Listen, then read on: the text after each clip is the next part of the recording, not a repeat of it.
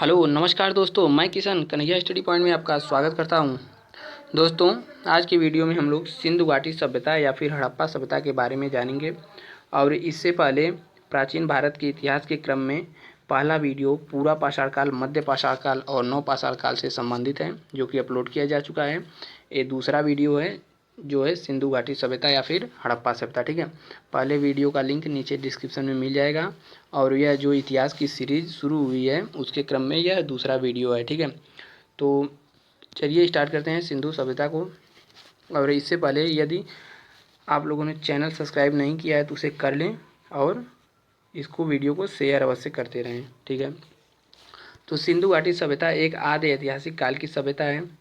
आदि ऐतिहासिक काल मतलब ऐसा साक्ष्य जो लिखित और पुरातात्विक दोनों मिला है, लेकिन लिखित साक्ष्य को अभी तक पढ़ा नहीं जा सका है, ऐसे को आदि ऐतिहासिक काल की सभ्यता कहते हैं। और हड़प्पा टीले का सर्वप्रथम उल्लेख चार्ल्स मेसन ने 1826 ईस्वी में किया था। चार्ल्स मेसन कौन थे? एक पुरातत्वविद थे। इन्होंने 1826 ईस्वी में हड़प्पा नामक टीले का सर्वप्रथम उल्लेख किया। और 1856 ईस्वी में जॉन ब्रटन तथा विलियम ब्रटन कराची से लाहौर तक रेल की पटरियां बिछाते समय इसका पता लगाया। ठीक है, जॉन ब्रटन तथा विलियम ब्रटन नाम के दो भाई थे। ये लोग कराची से लाहौर तक के मध्य रेल की पटरियां बिछा रहे थे और खुदाई के दौरान इन लोगों को कुछ ईंटा मिला। ठीक है, ईंट मिला और वह लोग धीरे धीरे इस सभ्यता की पता लगाएं। ठीक है, और इस सभ्यता के अवशेष सर्वप्रथम पंजाब के मंटगोमरी जिले के हड़प्पा नामक स्थान से प्राप्त हुए थे, अतः इसे हड़प्पा सभ्यता भी कहते हैं। ठीक, और बाद में इस सभ्यता के अवशेष संपूर्ण सिंधु घाटी प्रदेश में मिले, इसलिए इसे सिंधु घाटी सभ्यता भी कहते हैं। तो इसका दो नाम हो गया, सिंधु घाटी सभ्यता और हड़प्पा सभ्यता। सिंधु घाटी सभ्यता क्यों? क्योंकि सिंधु घाटी के पूरा प्रदेश में पाया गया। और हड़प्पा सभ्यता क्यों? क्योंकि सबसे पहले जो पाया गया अवशेष वह हड़प्पा नामक स्थान पर प्राप्त हुआ, इसलिए इस सभ्यता को सिंधु घाटी सभ्यता या हड़प्पा सभ्यता दोनों नाम से जाना जाता है। और इस काल का निर्धारण, ठीक है, इस सभ्यता का निर्धारण कार्बन C14 विधि से किया जाता है। यह एक काल निर्धारण की विधि है जो कि पुरातात्विक सामानों जैसे पत्थर, औजार या फिर हड्डी जो भी मिले उसे रेडियो कार्बन विधि द्वारा इसका निर्धारण किया जाता है। और हड़प्पा सभ्यता की खोज जॉन मार्शल के नेतृत्व में दयाराम साहनी तथा माधव स्वरूप वत्स ने 1921 ईस्वी में की। ठीक है, तो हड़प्पा सभ्यता की खोज किसने की? जॉन मार्शल के नेतृत्व में दयाराम साहनी और माधव स्वरूप वत्स ने 1921 ईस्वी में। और हड़प्पा सभ्यता को कांस्य युगीन सभ्यता भी कहते हैं, क्योंकि इस युग में कांसे का विकास हो चुका था। ठीक है, लेकिन लोहे का कोई प्रमाण इसमें नहीं मिलता है। और तांबा और टीन को लोग मिलाकर कांसा बनाने जानते थे, और इसलिए इस सभ्यता को कांस्य युगीन सभ्यता भी कहा जाता है। इस सभ्यता के 6 सबसे बड़े नगर पाए गए। ठीक, नगर तो बहुत सारे पाए गए, लेकिन जो सबसे बड़े नगर हैं, मुख्य नगर में 6 नगर पाए गए। वो कौन कौन से हैं? तो पहला है हड़प्पा। ठीक है, इसका लोकेशन कहाँ है? पाकिस्तान के सिंध प्रांत के मोंटगोमरी जिला में है हड़प्पा। और दूसरा है मोहनजोदड़ो, यह भी पाकिस्तान के पंजाब वाले प्रांत के लारकाना जिले में है मोहनजोदड़ो। और तीसरा है कालीबंगा, यह राजस्थान में है। और लोथल यह गुजरात में है। और बनवाली हरियाणा में। ठीक, और जो चनहुदड़ो है यह पाकिस्तान में है, सिंधु नदी के बाईं तरफ। ठीक है, तो एक बार मैप के जरिए पहले लोकेशन देख लेते हैं कौन कहाँ पर है। ठीक है, तो यह जो नदी गई है ये वाली सिंधु नदी है। ठीक है, और सिंधु नदी के बाईं तरफ झेलम और रावी, चिनाब नदियाँ ये सब गई हैं। और यह भारत के नक्शे के यह जो पॉइंट है यह इंडिया का पंजाब प्रांत है, और पंजाब प्रांत पाकिस्तान में है। तो यह वाला हिस्सा पाकिस्तान में पंजाब है, और यह सिंध प्रांत है पाकिस्तान में।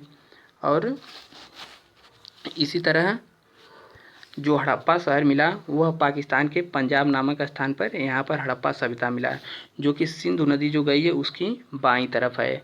और मोहनजोदड़ो जो मिला, जो कि सबसे बड़ा स्थल है पूरे सिंधु घाटी सभ्यता में, यह सिंधु नदी के दाईं तरफ मिला। कहाँ पर मिला? पाकिस्तान के सिंध प्रांत में। ठीक है, मोहनजोदड़ो पाकिस्तान के सिंध प्रांत में सिंधु नदी के दाईं तरफ मिला।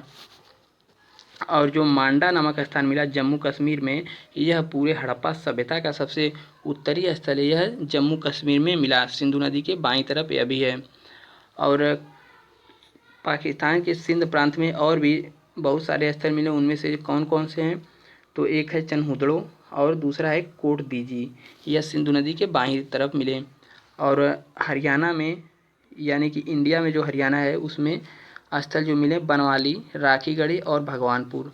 और राखीगढ़ी जो स्थल है यह वर्तमान में भारत में सबसे बड़ा स्थल है। ठीक है, भारत में वर्तमान में सबसे बड़ा स्थल राखीगढ़ी, जबकि पूरे सिंधु घाटी सभ्यता का सबसे बड़ा स्थल कौन है, तो वह है मोहनजोदड़ो।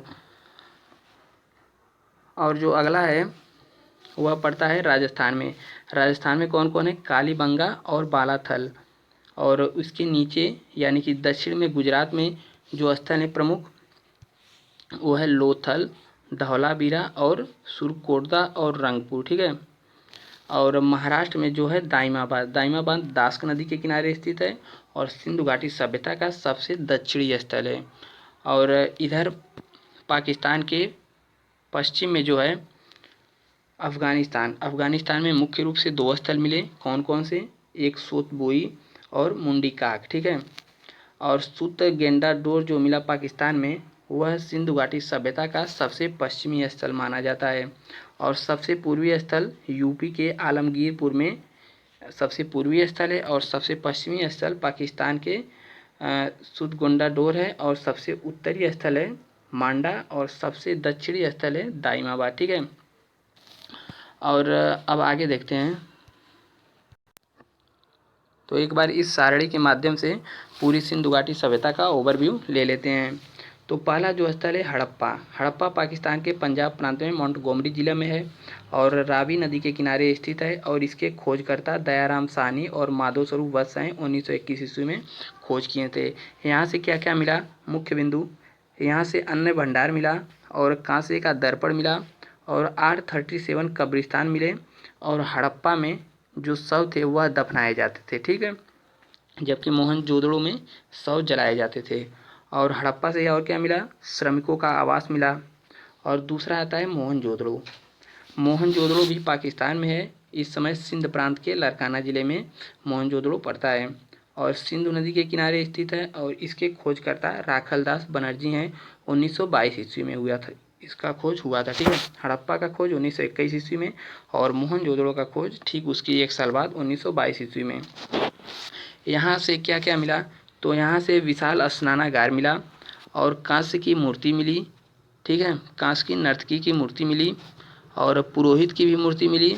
और महाविद्यालय यहाँ से मिला और एक श्रृंगी पशु की मुद्राएं मिली। ठीक है, एक श्रृंगी पशु जो कि मुद्रा पर अंकित था और यहाँ शव जलाए जाते थे। और तीसरा है लोथल। लोथल वर्तमान में गुजरात में पड़ता है, अहमदाबाद जिले में, और यह भोगवा नदी के किनारे स्थित है। और इसके खोजकर्ता रंगनाथ राव, 1957 ईस्वी में इसकी खोज हुई थी। और बंदरगाह यहाँ से मिला है। ठीक है, यहाँ से मुख्य चीज़ जो है वह पत्तन या फिर बंदरगाह यहाँ से मिला है। और चावल और अग्निकुंड का साक्ष्य यहीं से मिला है, यानी कि लोथल से। यहाँ से हाथी के दांत की प्राप्ति हुई है और 3 युगल समाधि, ठीक है, यानी कि 3 शवों को एक साथ दफनाने का साक्ष्य भी यहाँ से मिला है। और घोड़े की मूर्ति यहाँ से मिली है। ठीक, और अगला आता है कालीबंगा। कालीबंगा मतलब होता है चूड़ियाँ। ठीक है, कालीबंगा मतलब काली चूड़ियाँ। और कालीबंगा कहाँ पर पड़ता है, राजस्थान के हनुमानगढ़ जिले में पड़ता है। और यह वर्तमान में घग्गर नदी के किनारे उस समय स्थित था। और इसके खोजकर्ता बीबी लाल एवं बी के थापर हैं। ठीक है, और यहाँ से जो प्रमुख सामान मिला वो क्या क्या मिला, कालीबंगा से क्या मिला, काली चूड़ियाँ। और हवन कुंड का यहाँ से प्रमाण मिला और जूते हुए खेत का साक्ष्य यहाँ से मिला। और भूकंप का प्रमाण मिला और सजावटी ईंटों का भी साक्ष्य यहाँ से मिला है। और अगला जो स्थल है राखीगढ़ी। राखीगढ़ी वर्तमान में हरियाणा के हिसार जिले में पड़ता है और यह भी घग्गर नदी के किनारे है। और इसके खोजकर्ता सूरज भान है। और यह वर्तमान में भारत में स्थित सबसे बड़ा स्थल है और यहाँ से तांबे के औजार की प्राप्ति हुई है। और अगला स्थल है चंदहुदड़ो। चंदहुदड़ो कहाँ पड़ता है, पाकिस्तान के सिंध प्रांत में पड़ता है और यह सिंधु नदी के किनारे स्थित है, बाईं तरफ। और इसके खोजकर्ता गोपाल मजूमदार हैं 1931 ईस्वी में। और यहाँ से जो मुख्य सामान मिला, मनके बनाने का कारखाना, और यहाँ से सौंदर्य प्रसाधन की प्राप्ति हुई है। सौंदर्य प्रसाधन मतलब जैसे कंघा, लिपस्टिक, काजल, ठीक है, ऐसे कुछ सामान यहाँ से मिले। कहाँ से? चनहुदड़ों से। और अगला स्थल है बनवाली। बनवाली भी वर्तमान में हरियाणा के हिसार जिले में पड़ता है और यह सरस्वती नदी के किनारे स्थित है और यहाँ से मिट्टी के हल की प्राप्ति हुई है। और अगला स्थल है रोपड़। रोपड़ पंजाब में मिला है, ठीक है, और सतलज नदी के किनारे स्थित था और यज्ञदत्त शर्मा इसके खोजकर्ता थे और यहाँ से तांबे की कुल्हाड़ी की प्राप्ति हुई है। और अगला स्थल है रंगपुर। रंगपुर कहाँ पड़ता है? अहमदाबाद जिले में, ठीक है, और यह मादर नदी के किनारे स्थित है। इसके खोजकर्ता रंगानाथ राव हैं। रंगपुर के खोजकर्ता रंगानाथ राव। यहाँ से धान की भूसी और चावल के साक्ष्य प्राप्त हुए हैं और ज्वार तथा बाजरा की भी प्राप्ति यहाँ से हुई है। और 10वां जो है सुरकोटदा। सुरकोटदा गुजरात के कच्छ से मिला है और यह सरस्वती नदी के किनारे स्थित है और यहाँ से क्या मिला है? घोड़े की हड्डी मिली है, ठीक है। सुरकोटदा से घोड़े की हड्डी मिली है और तराजू की प्राप्त हुई है। और यहाँ से कलश सावधान का प्रमाण मिला है। कलश सावधान मतलब वहाँ के लोग जो भी जिनकी मृत्यु हो जाती थी उनको जलाने के बाद उनकी अस्थियाँ को कलश में रख करके ज़मीन में दफना दिया जाता था, ज़मीन में गाड़ दिया जाता था। और अगला स्थल है आलमगीरपुर। आलमगीरपुर वर्तमान में मेरठ में स्थित है और सिंधु घाटी सभ्यता का सबसे पूर्वी स्थल है और हिंडन नदी के किनारे स्थित है, ठीक है। इसके खोजकर्ता यज्ञदत्त शर्मा हैं, ठीक है। 1958 ईस्वी में इसकी खोज हुआ था। और कुछ और पॉइंट है, ठीक है। अलेक्जेंडर कनिंघम को भारतीय पुरातत्व विज्ञान का जनक कहा जाता है। और अगला पॉइंट है जो पिग्गट ने मोहनजोदड़ो व हड़प्पा सभ्यता को एक विस्तृत साम्राज्य की जुड़वा राजधानी की संज्ञा दिया है, ठीक है। तो जुड़वा राजधानी की संज्ञा किसको दी गई है? मोहनजोदड़ो और हड़प्पा को, क्योंकि उस समय जो सिंधु घाटी सभ्यता में सबसे बड़े स्थलों में से गिना जाता था वह मोहनजोदड़ो और हड़प्पा था, ठीक है। और पिग्गट ने इसे जुड़वा राजधानी की संज्ञा दी है। और सिंधु घाटी सभ्यता में 16 के गुणकों में बाँट की प्राप्ति हुई है, जैसे 16, 64, 160, 320 और 640, ठीक है। और सिंधु घाटी सभ्यता की लिपि भाव चित्रात्मक है। भाव चित्रात्मक से मतलब है कि यहाँ की लिपि को अभी पढ़ा नहीं जा सका है, ये लोग संकेतों में अपनी बातों को लिखते थे। और देखते हैं, और सिंधु घाटी सभ्यता का जो सबसे पूर्वी स्थल है वह है यूपी का आलमगीरपुर, हिंडन नदी के किनारे स्थित है। और सबसे पश्चिमी स्थल पाकिस्तान में सुत का गेंडोर है, दास्क नदी के किनारे। और सबसे उत्तरी स्थल है मांडा, ठीक है, कश्मीर में है, चिनाब नदी के किनारे। और सबसे दक्षिणी स्थल है दाइमाबाद। दाइमाबाद कहाँ पड़ता है? महाराष्ट्र में और प्रवरा नदी के किनारे यह स्थित है, ठीक है। तो और आगे देखते हैं, सिंधु घाटी के प्रमुख स्थल हमने देख लिया, एक बार नाम जान लेते हैं। हड़प्पा पाकिस्तान के पंजाब प्रांत में, और दूसरा मोहनजोदड़ो पाकिस्तान के सिंध प्रांत में, और अगला है लोथल गुजरात में। यहाँ से क्या मिला है? स्टेडियम मिला है, ठीक है। लोथल से स्टेडियम करें वह मिला है। पत्तन यानी कि बंदरगाह और कालीबंगा राजस्थान में है, और बनवाली हरियाणा के हिसार जिले में। और अगला है आलमगीर उत्तर प्रदेश के मेरठ जिले में, और सुत का गेंडोर पाकिस्तान के बलूचिस्तान प्रांत में, और कोटदीजी सिंध प्रांत में, और चौदड़ो सुरकोटदा गुजरात के कच्छ में है, ठीक है। और इसके बारे में पूरा विस्तार से देखते हैं। सिंधु घाटी सभ्यता का पूरा जो क्षेत्रफल है लगभग 12,99,000 किलोमीटर तक फैला था, ठीक है, 12,99,000 किलोमीटर तक। और सिंधु घाटी सभ्यता में जो पूर्व और पश्चिमी बिंदु थे, यानी कि इधर सुतकेंद्रागोर से आलमगीरपुर तक इसके बीच की दूरी 1600 किलोमीटर है, और तथा उत्तरी से दक्षिणी तक की बिंदु की दूरी 1400 किलोमीटर, ठीक है। और सबसे उत्तरी स्थल मांडा है, और दक्षिणी स्थल दाइमाबाद, और पूर्वी आलमगीर, और पश्चिमी सुत का गेंडोर, ठीक है। और कहाँ से क्या क्या मिला ये देखते हैं।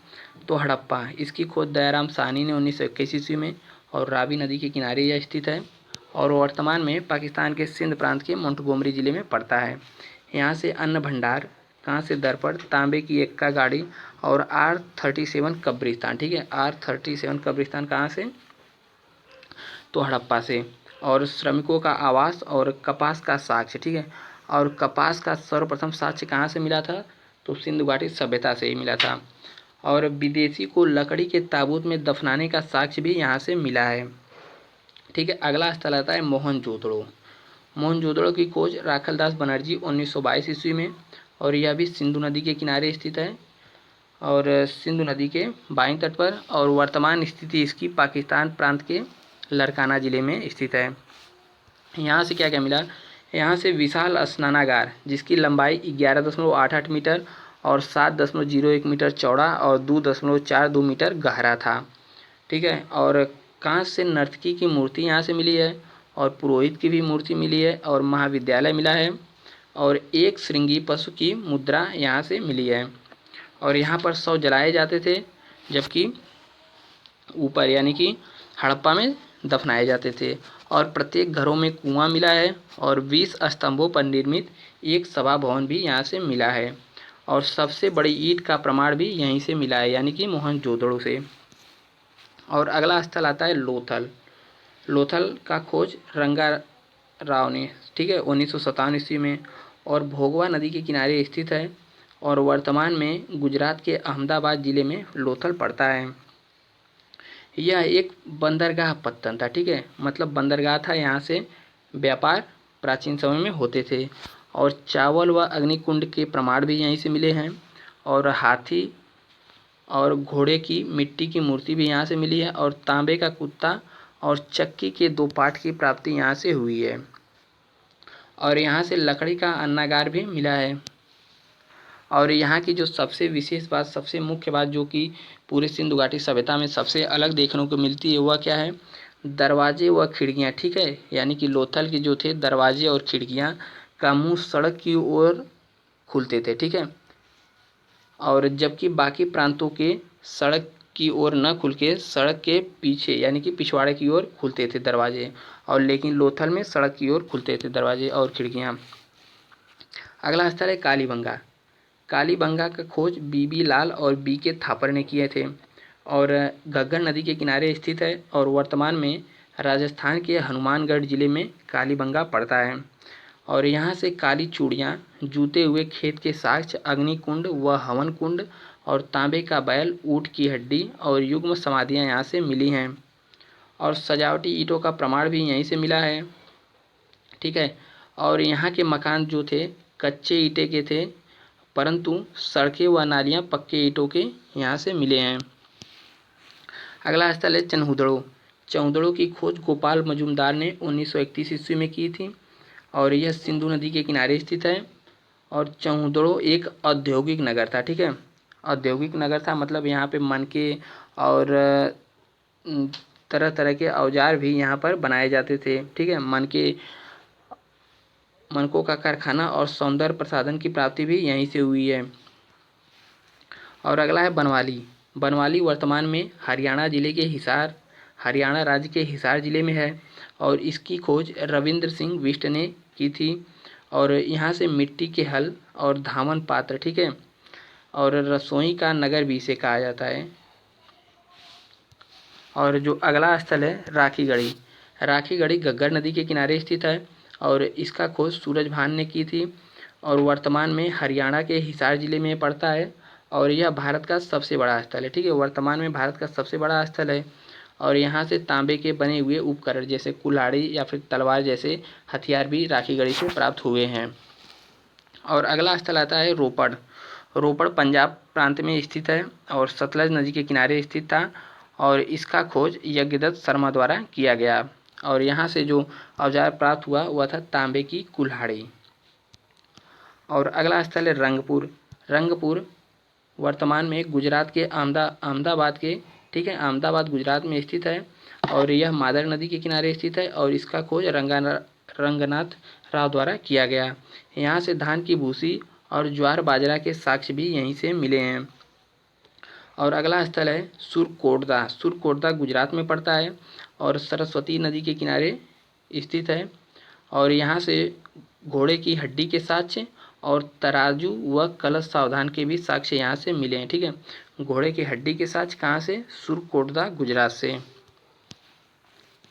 और अगला स्थल है आलमगीरपुर। ठीक है, आलमगीरपुर वर्तमान में यूपी के मेरठ जिले में है और यह सबसे पूर्वी स्थल है पूरे सिंधु घाटी सभ्यता का और हिंडन नदी के किनारे स्थित है। और अगला स्थल है धौलावीरा। धौलावीरा गुजरात के कच्छ में पड़ता है और यह रविंद्र सिंह बिष्ट द्वारा खोजा गया 1990-91 के दौरान। और यहाँ से स्टेडियम की प्राप्ति हुई है। ठीक है, यहाँ पर प्राचीन समय में स्टेडियम हुआ करता था और यहाँ से साइन बोर्ड की भी प्राप्ति हुई है। और यह नगर जो है 3 भागों में बटा था। ठीक है, और जो नगर थे वह 2 भागों में बटे थे, लेकिन धौलावीरा 3 भागों में बटा था और तीनों भागों का दुर्ग से दुर्गीकृत किया गया था। ठीक है, तीनों का पहले अलग अलग दुर्ग, फिर तीनों को एक साथ दुर्गीकृत किया गया था। कहाँ पर? धौलावीरा में। और कुछ महत्वपूर्ण तथ्य देख लेते हैं। भारत में सबसे ज़्यादा स्थल गुजरात में मिले हैं। ठीक है, जैसे लोथल हो गया, धौलावीरा, सुरकोटदा, रंगपुर और भगतराव, ये सब स्थल गुजरात से मिले हैं जो कि सर्वाधिक हैं। और भारत में सबसे बड़ा स्थल राखीगढ़ी हरियाणा में है। और रूपनगर या फिर रूपनगर कहाँ है? रोपड़ में। ठीक है, यहाँ से एक कब्र के साथ एक आदमी और कुत्ते के अवशेष की प्राप्ति हुई है। कहाँ से? रोपड़ से। और हड़प्पा सभ्यता की लिपि भाव चित्रात्मक है, इसे अभी तक पढ़ा नहीं जा सका है। भाव चित्रात्मक मतलब ये होता है कि लिपि को अभी तक पढ़ा नहीं जा सका है। और हड़प्पा सभ्यता में नगर नियोजन कैसा था? ठीक है, तो सड़कें एक दूसरे को समकोण पर काटती थी ऐसे। ठीक है, सड़कें एक दूसरे के समकोण पर काटती थी और इसी को ग्रिड पद्धति कहा जाता है। तो सड़कें ग्रिड पद्धति पर आधारित थीं और एक दूसरे को समकोण पर काटती थीं। और ये मुख्य सड़क की लंबाई 8 से 10 मीटर हुआ करती थी, जबकि इसकी सहायक सड़कों की लंबाई 3 से 4 मीटर हुआ करती थी। और सिंधु घाटी सभ्यता एक नगरीय सभ्यता है, नगरीय सभ्यता थी, जबकि इसके बाद जो सभ्यता आएगी जैसे वैदिक सभ्यता हुआ, ये सब ग्रामीण सभ्यता है। ठीक है, तो सिंधु घाटी सभ्यता की सबसे खास बात है कि यह एक नगरीय सभ्यता थी। और अगला पॉइंट है दरवाजे तथा खिड़कियाँ सड़क की ओर न खुलकर पिछवाड़े की ओर खुलते थे सभी स्थल में। ठीक है, लेकिन एक अपवाद स्वरूप केवल लोथल ही एक ऐसा नगर था जिसके दरवाजे तथा खिड़कियाँ सड़क की ओर खुलते थे। ठीक, सभी स्थल का दरवाज़ा और खिड़कियाँ सड़क के पिछवाड़े की ओर खुलते थे, लेकिन लोथल का जो दरवाज़ा और खिड़कियाँ थी वह सड़क की ओर खुलती थी। और यहाँ के ईंटों का अनुपात 4:2:1 के अनुपात में था और नगर 2 भागों में विभाजित रहते थे। ठीक है, एक उच्च नगर और एक निम्न नगर। और जितने भी यहाँ से बाट की प्राप्ति यानी कि तौलने वाली सामग्री की प्राप्ति हुई है वह 16 के गुणज में है, जैसे 16, 32 और 64 ऐसे। ठीक है, और घरों के दरवाजे सड़कों पर नहीं बल्कि गलियों में खुलते थे। ये तो हो गया। ठीक, और यहाँ का समाज कैसा था? हड़प्पा कालीन समाज कैसा था? तो हड़प्पा कालीन समाज निम्नलिखित 3 वर्गों में विभाजित था, एक विशिष्ट वर्ग और मध्यम वर्ग और कमजोर वर्ग। विशिष्ट वर्ग के अंतर्गत पुरोहित, प्रशासनिक अधिकारी आदि को सम्मिलित किया जाता था, जबकि मध्यम वर्ग में व्यापारी, कारीगर, शिक्षक और किसानों को सम्मिलित किया जाता था। और सबसे आखिरी जो कमजोर वर्ग है, इस वर्ग के अंतर्गत मजदूरों तथा दासों को सम्मिलित किया जाता था। हड़प्पा कालीन समाज में 4 प्रजातियां पाई जाती थी। ठीक है, कौन कौन से? एक अल्पाइन और दूसरा भूमध्य सागरी, जो कि सभी जनजातियों में सबसे अधिक थे। कौन? भूमध्य सागरी, और प्रोटो ऑस्ट्रेलाइड और मंगोलाइड। ठीक है, तो यह जो 4 प्रजातियां हैं यह हड़प्पा कालीन समाज में देखने को मिलती थी। और यहाँ का धार्मिक जीवन कैसा था? तो समाज मात्र सत्तात्मक था। ठीक है, तो इसका अनुमान कैसे लगाया गया है कि मात्र सत्तात्मक था? क्योंकि यहाँ पे मात्र देवी की मूर्ति मिली है। ठीक है, यहाँ से उनकी प्रतिमा मिली है, जबकि अन्य किसी देवता की मूर्ति यहाँ से मिली नहीं है। इसी के आधार पर अनुमान लगाया जाता था कि सिंधु घाटी सभ्यता का जीवन जो था वह मात्र सत्तात्मक था। ठीक है, और यहाँ पर वृक्ष पूजा, जल पूजा, मातृ पूजा, लिंग पूजा का प्रचलन था। और इस काल के लोग भूत प्रेत, जादू टोना और ताबीज में विश्वास करते थे। ठीक है, और हड़प्पा में पकी मिट्टियों की स्त्री मुद्रिकाएं भारी मात्रा में मिली हैं। ठीक है, पकी मिट्टी की स्त्री की जितनी भी मूर्तियाँ थी कहाँ से मिली, हड़प्पा घाटी सभ्यता से। और एक मूर्ति के स्त्री के गर्भ से निकलता हुआ एक पौधा दिखाया गया है और कुछ विद्वानों के मत में यह पृथ्वी देवी की प्रतिमा है और इसका निकट संबंध पौधों से है जो कि जन्म और वृद्धि से हो रहा है, इसलिए मालूम होता है कि यहाँ से के लोग धरती को उर्वरता की देवी समझते थे, ठीक है, और इसकी लोग पूजा करते थे। और स्वास्तिक चिन्ह का संभवतः प्रमाण कहाँ से मिला है, हड़प्पा सभ्यता से, ठीक है। जो स्वास्तिक चिन्ह ऐसा होता है वह कहाँ से मिला है, हड़प्पा सभ्यता से इसका अनुमान लगाया जाता है। और यहाँ पर जो मिट्टी के पके हुए बर्तन होते थे उसको टेराकोटा कहा जाता था। और यहाँ से एक कुबड़ वाला सांड जो था इनका पूजनीय पशु होता था और एक श्रृंगी वाले पशु की प्रतिमा जो है इनके सिक्कों पर दिखाई गई थी और एक कुबड़ वाला सांड इनका पूजनीय पशु हुआ करता था।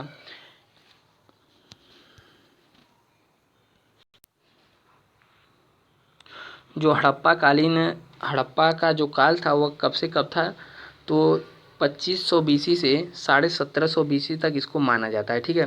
2500 बीसी से 1750 बीसी तक इसे माना जाता है, जो कि अलग अलग विद्वानों द्वारा अलग अलग इसका मत है। और इतनी बड़ी हड़प्पा सभ्यता थी तो यह धीरे धीरे विनाश हो गई और विनाश के कारण के पीछे भी मतभेद है। अलग अलग पुरातत्वविदों द्वारा अलग अलग बातें कही जाती हैं, लेकिन इसका सही कारण अभी तक पता नहीं चला है। लेकिन जो सबसे ज़्यादा प्रचलित हैं हड़प्पा सभ्यता के विनाश के कारण में वह है बाढ़, ठीक है। सिंधु सभ्यता के पतन का मुख्य कारण बाढ़ को माना जाता है।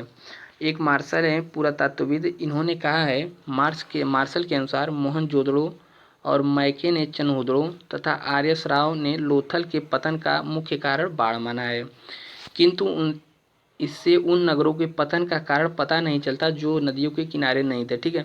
इन नगरों का जो था विनाश हुआ तो बाढ़ से हुआ ये मान सकते हैं, लेकिन जो नगर थे जो नदी के किनारे नहीं स्थित थे, जैसे बनवाली हुआ, राजस्थान का कालीबंगा हुआ, ये सब नदी से काफ़ी दूर थे, तो इनके विनाश का कारण इन लोगों की थ्योरी से स्पष्ट नहीं होता है। और कुछ लोगों का मानना है आर्यों का आक्रमण, ठीक है। यह मत पूरी तरह से अमान्य हो चुका है और इस मत को व्हीलर ने दिया था, ठीक है। आर्यों के आक्रमण का मत पूरी तरह से अमान्य कर दिया गया है। और जो सबसे ज़्यादा चर्चित मत है वो है जलवायु परिवर्तन। आर.एल. स्टाइन तथा अमलानंद घोष आदि विद्वानों के अनुसार जंगलों की अत्यधिक कटाई के कारण जलवायु में परिवर्तन आया और यह सभ्यता धीरे धीरे नष्ट हो गई, ठीक है।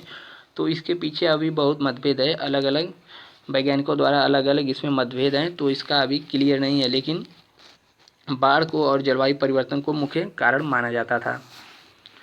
तो ये था हड़प्पा सभ्यता के बारे में वीडियो। आपको वीडियो कैसा लगा है ज़रूर बताइए और वीडियो को शेयर अवश्य करें, ठीक है।